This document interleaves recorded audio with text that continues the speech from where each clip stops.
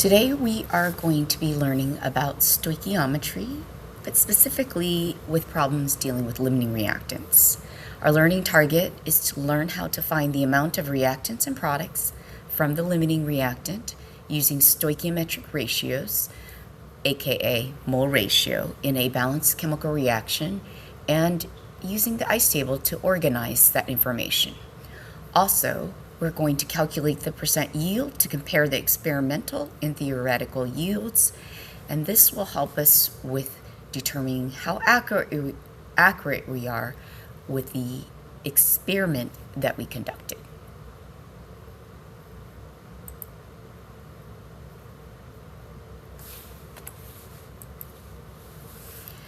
The limiting reactant is always the reactant present in the smallest stoichiometric amount. We'll be able to learn how to do the limiting reactant based on this problem below, this modeling below. In the example, you'll notice that the limiting reactant will run out first, while the excess reactant, in this case O2, will be left over. So let's take a look at this balance equation. You know that there's a 2:1:2 mole ratio between hydrogen, oxygen, and water that's produced. In the reaction, you have 10 molecules of hydrogen. If you count each of these gray diatomic molecules of hydrogen, there are 10. If you count the oxygens, which are these red diatomic molecules, there are 7 of them in this given reaction before the reaction starts. After the reaction, you'll notice you have 10 water and 2 oxygen. Let's understand why we have the amounts that we have in the before reaction versus the after. The reaction is such that with 10 hydrogen molecules, you'll understand that from there you can take that 10 hydrogen and divide it by the stoichiometric coefficient of 2. By doing that, you're basically seeing which one is the smallest stoichiometric amount. So 10 divided by 2 versus 7 divided by 1. And in doing so, you'll notice 5 is what you get for hydrogen and 7 is what you get for oxygen. And so the stoichiometric amount that is the smallest is the hydrogen.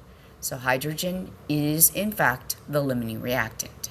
Oxygen is the excess reactant. Another way to see it on a particulate level is to take 2 for every 2 that you see of the hydrogen, 2 of the hydrogen, you're going to react 1 of the oxygen, 1 mole of the oxygen.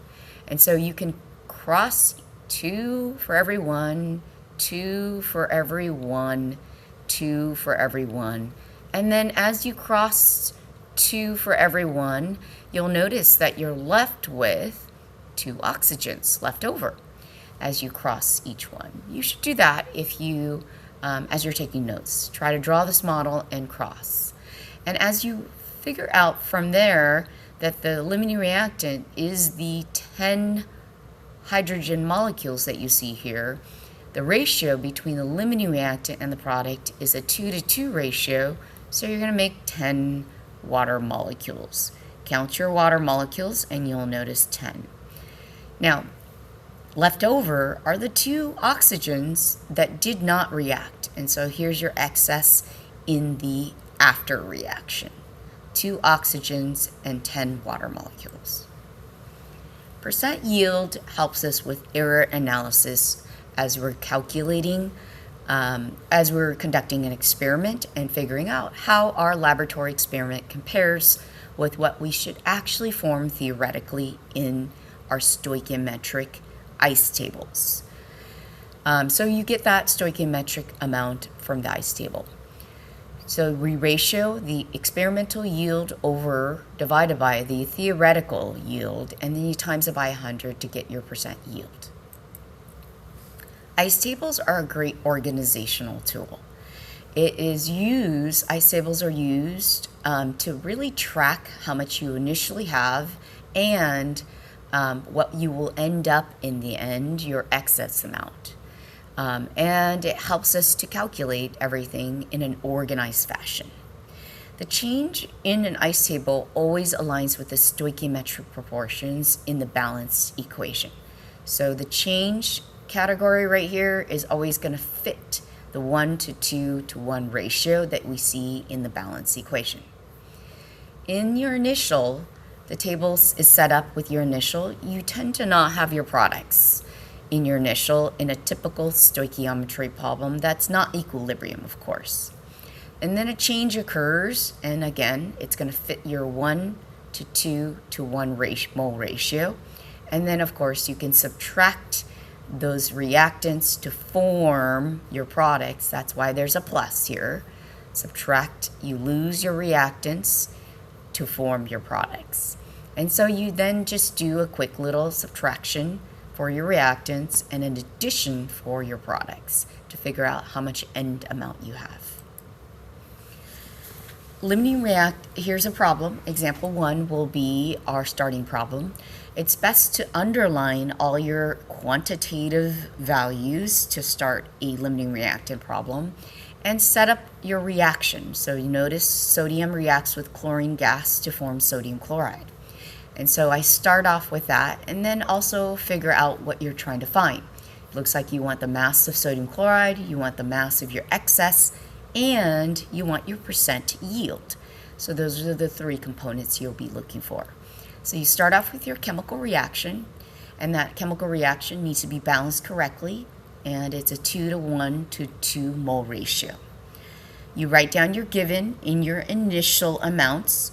You don't have any products, so you're going to see 0 products, and your given reactants are going to be your 2.299 grams of sodium and your 35.45 grams of chlorine.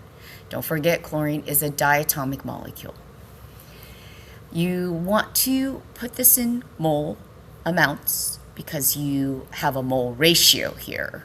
And so you convert it to moles by just using molar mass of sodium.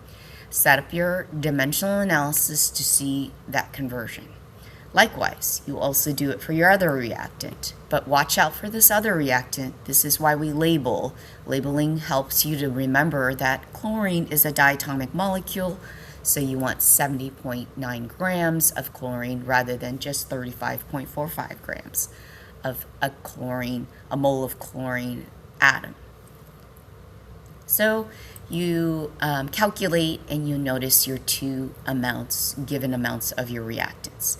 Now, obviously, one of them is going to run out first before the other.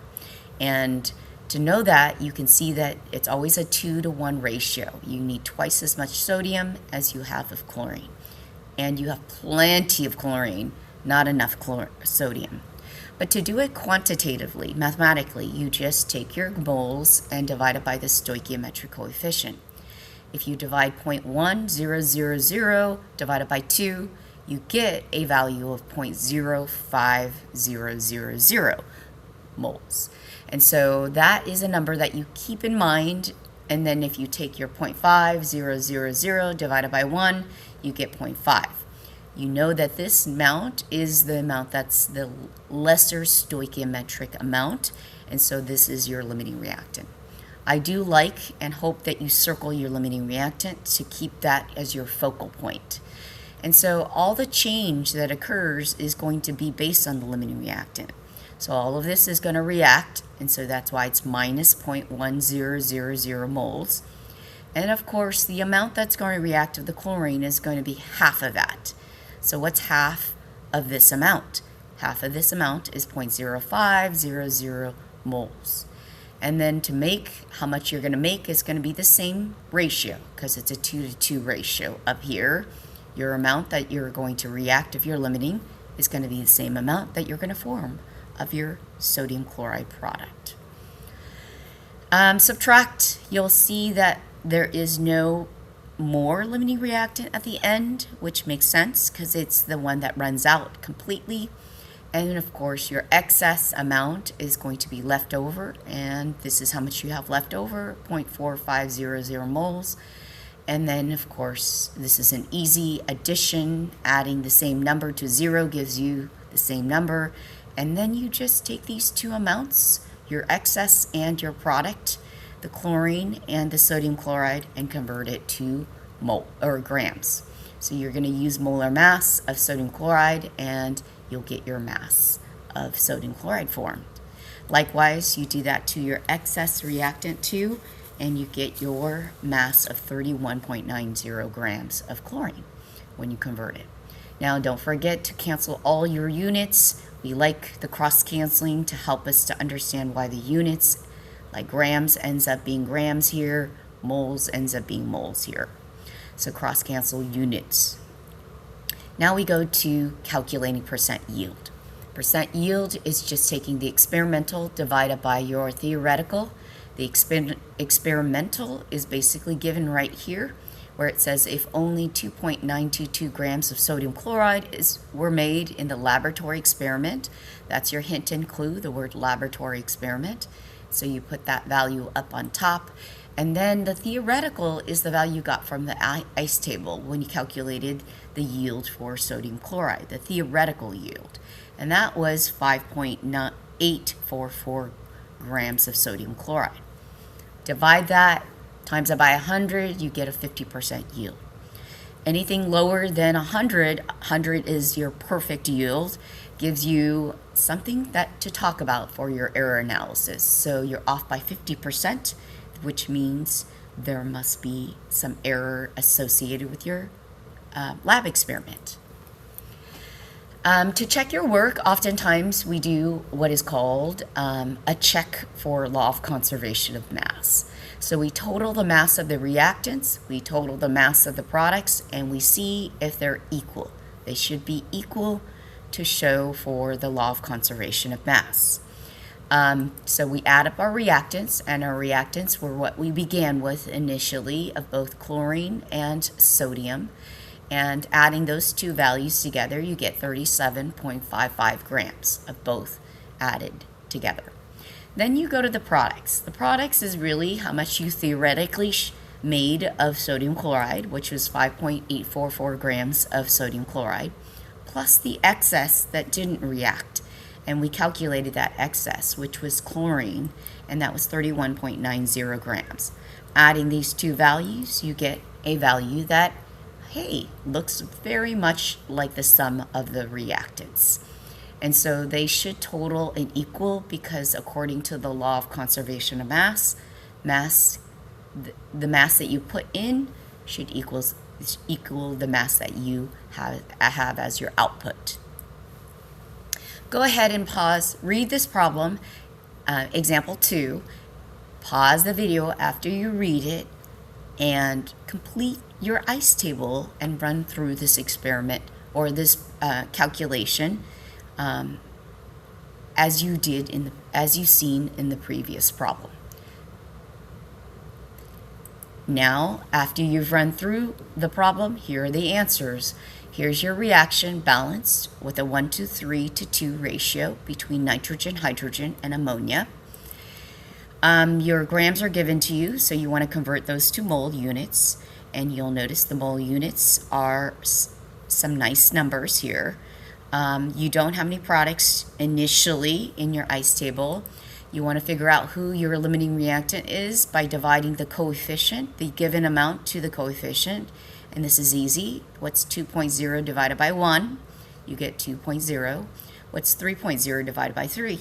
You get 1.0. So your limiting reactant is hydrogen. You use hydrogen, all of hydrogen, so the change is going to be minus 3.0 for hydrogen.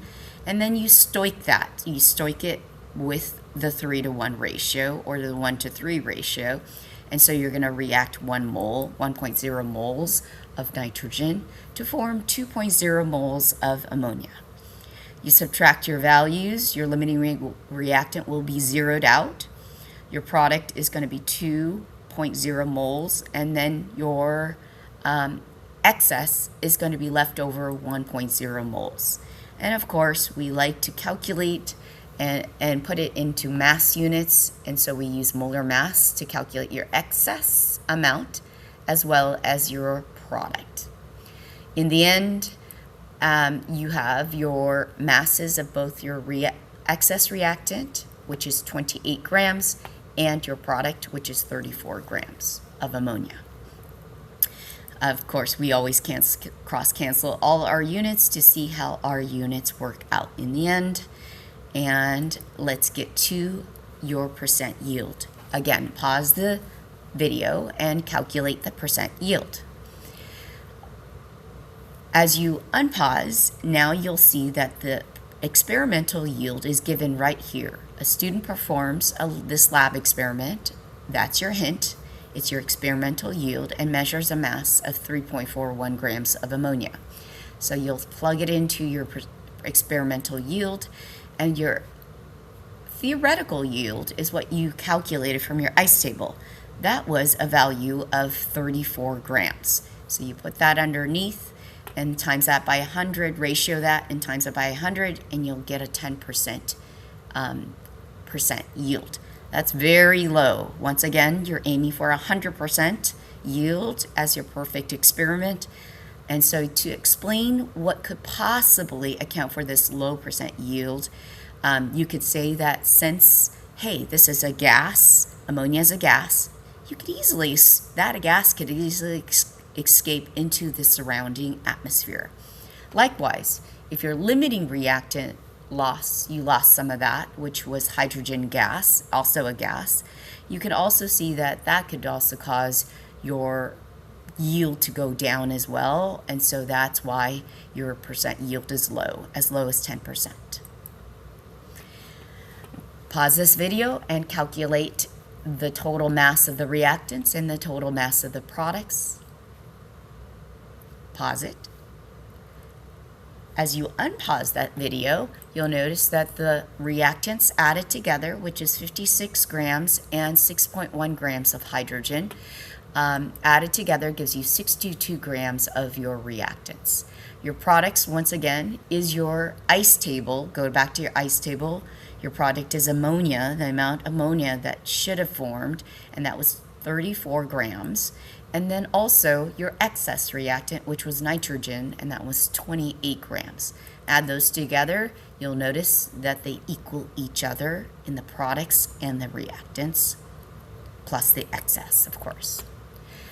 Read this question, example 3, pause the video after you've read it, and try the problem out on your own. As you unpause this video, you'll see that the answer is simply going and running through the problem. Here is the reaction balance. Of course, you want to calculate your given masses into moles, as you see right here. So these are your mole amounts of your reactants. There's no products to begin initially. Your limiting reactant is based on 5.00 divided by the coefficient, which is 2.5. Keep that number in your head.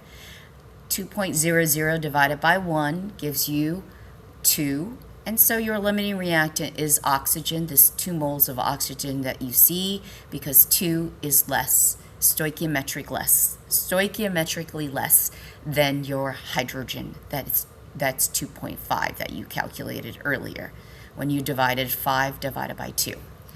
And so your limiting reactant is O2. You run through your stoich using your limiting reactant, ratioing 2 moles here. Of course, the 2 is going to be 4 because it's a 1-to-2 ratio between the limiting and the excess. And then it's also 1-to-2 to the product as well. So notice the ratio is a 2-to-1-to-2 ratio. This is where the change is always where the stoich fits the mole ratio from the balance equation. Always double check that. Subtract your values, you get 1 mole here, you get 0 of your limiting reactant, and you get 4.00, sig-figging it as you go. And then, of course, you calculate your masses of both your excess and your product. You cross-cancel all your units, as you always do. And then you calculate your percent yield by doing your percent yield equation. Your experimental is right here, 27.00 grams.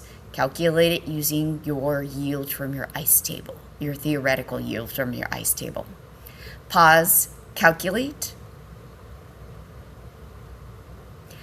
unpause, and you'll notice that here again, the experimental is 27.0 grams, which is given right here. And then your theoretical is what you calculated from your ICE table, and that was 72.1 grams. Ratio that, times it by 100. Again, a very low yield, 37.4%. Now you calculate the, go ahead and calculate your total mass of reactants and total mass of products, and see if you get the same answer that you see here.